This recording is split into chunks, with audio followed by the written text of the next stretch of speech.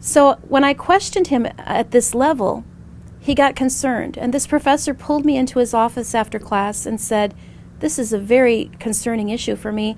You're questioning your own faith, and that weakness in faith will certainly send you to hell. You need to get that corrected." And he asked me to pray about it and to spend more time in worship, and I did, but not in the church. I returned to the mosque with my books in hand and asked if there was any way that I could study Islam. And I was quickly connected with a wonderful Muslimah from Canada. She was a practicing dentist at the time, and she had converted to Islam as well. I spent some time talking to her on a personal level about Islam, and then she sent me to an English study group. It was conducted by a wonderful woman from the Sudan. Her husband is a very notable sheikh and was living here in America. I understand they've moved back to the Sudan right now. But she was certainly my guide and my mentor. And we studied in English and read Quran, and she explained the verses to us. We learned the fiqh, the rules of the practice of Islam. And I knew that I had to be a Muslim. During this time also, I had met a young man who was studying in the English language program, and he presented me with this option. He said, "Marry me, or I can't see you again, because this is what my religion teaches me, that I can only have a relationship with a young woman in marriage." I thought about it, and I was a little bit offended that this is the way he presented it to me, but I knew it was right. So we married with the idea that I would convert to Islam, but he prevented me for a while. He said, "Take it slow, take it easy, make sure that it's the right thing for you." But my mind was already made up. I knew that's exactly what I wanted. And so one night while he was at work, I called the imam at the masjid and said, "I need to take shahada." And he said, "Are you sure?" And I said, "I'm absolutely sure." And he said, "It's the simplest thing in the world." He said, "Just tell me that you're ready to submit to Allah subhanahu wa ta'ala." And I said, "Yes, I am." And he said, "Then repeat after me." He said, "Say, Ashhadu an la ilaha illallah wa ashhadu anna Muhammad abduhu rasuluh." And I did. And he said, "Congratulations, you're a Muslim." And that happened over the phone. And my husband was really surprised at that. When he came home, he had found that I had made a poster of Salah. And I drew small pictures of how I was supposed to stand, and then wrote the transliteration of what I was supposed to say, even Al-Fatiha, Alhamdulillahi Rabbil Alameen. I wrote it in the English translation or transliteration so that when I spoke it, it sounded like the Quran. So I practiced. I prayed in front of that poster, and I made my salah, and I really shocked him. But what was more shocking is when I went to work the day after my shahada, and I wore my scarf. In fact, I was working in a retail location selling ladies' clothing, and my assistant manager, who had known me since I was 16 years old, was so surprised to find me walking in the door with a scarf on my head. She told me, "This is new. Is it a fashion statement?" And I said, "No, it's a life statement, a way I want to live my life, and a pure, clean life where Allah is pleased with me." And she was a committed Catholic. She told me after a few conversations, "You know what, Suzanne? If you really want to live this way, why don't you go back home?" And I told her, "What home? America is my home. This is it. And I have the freedom to live my life and practice my religion the way I see fit." I said, "And you're Catholic, and if you want to think about it this way, why don't you go back home?" She never bothered me again. It was not easy working in a fashion industry and wearing hijab, but I dressed as conservatively as ever with the scarf on my head, and I found that people were very accepting of it. So the transition from being a Muslim, from Christianity to Islam, was very natural for me.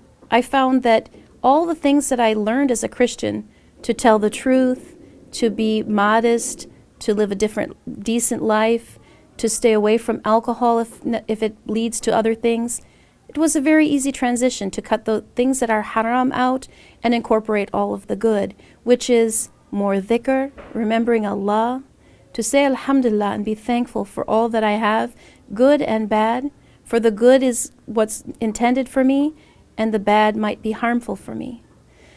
In the Bible, it was written that women should cover their hair when they worship. And Christians consider that all that they do in a day is worshiping God. So I asked the simple question, why did we lose this habit? Because also, growing up, I know that when we went into the Catholic Church, for example, attending a funeral of a family friend, the women did not enter the Catholic Church without covering their hair first. And also with exposure to people in the Jewish faith, you don't walk into a synagogue without covering your head if you're a woman. So I asked this question again and again. Why is it that the idea of covering the head has been removed from the Christian religion? The explanation to that was very simple. When the Bible was translated from Greek to Latin, and then from those languages to German and finally to English, some of the words have been lost in translation.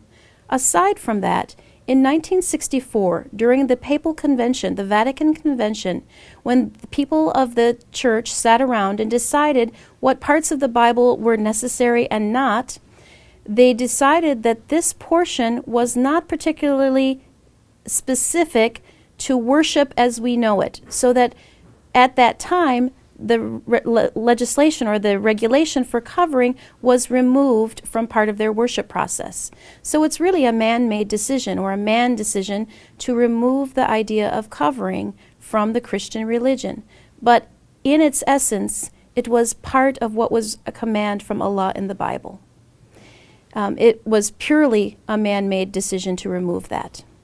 The process of maintaining a culture and propagating religion, it seems to be moving through a period of time from ancient history until now where religion is almost used as a cover for controlling the people, that things are being done fairly and justly in the name of a religion or in the name of God.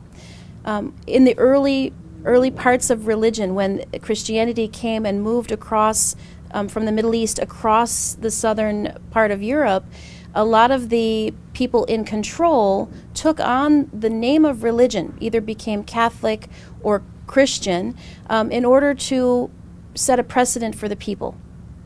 They did this because it provided structure. And if you think of it, the people that had access to the books of knowledge, meaning the Bible and the Quran and the things that came after, these records of religion were only available to the people in power. So being that, they had control of the people because they had also the rhetoric, the language of religion, the language of politics. They were in control. So this was very important in the way society was structured, that it calmed people's nerves if they believed that their leadership was following a higher order or a higher calling, a religion, being Christian. And this, of course, influenced how people behaved. So it had a very significant effect on society. If you have people that are leaders that are not believers, you have chaos because you have no way of controlling that. So they could no longer control their people just out of fear and power, but they've created a sense of calm and almost peacefulness because they ruled in the name of religion.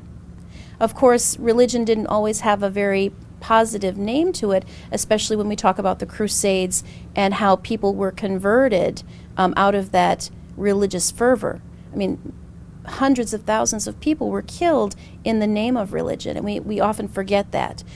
Islam is often considered the religion of the sword and of blood, but when you really look at Christianity through religion and through history, you see that it was a very bloody period where people were forced to give up their religion in the name of God and in the name of Christianity.